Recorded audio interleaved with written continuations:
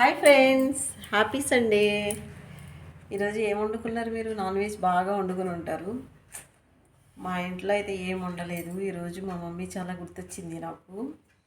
మా మమ్మీ హాస్పిటల్లో ఉన్నప్పుడు చుట్టాలందరూ వచ్చారనమాట మా మమ్మీని చూడటానికి. మా మమ్మీ ఏడుస్తూ ఉంది. ఎందుకు ఏడుస్తున్నావు అని అడిగితే, నేను పోతే నా పిల్లల్ని ఎవరు చూడరు అని చెప్పేసి బాధపడితే, పోనీలమ్మ చూడకపోతే ఏమైంది, నువ్వు ఉన్నావు కదా ఎందుకు అనేదాన్ని.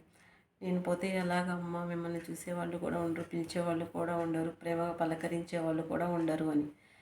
మమ్మీ చనిపోయే ముందు ఇన్ని మాటలు చెప్పింది. అవన్నీ నిజమే ఫ్రెండ్స్. అసలు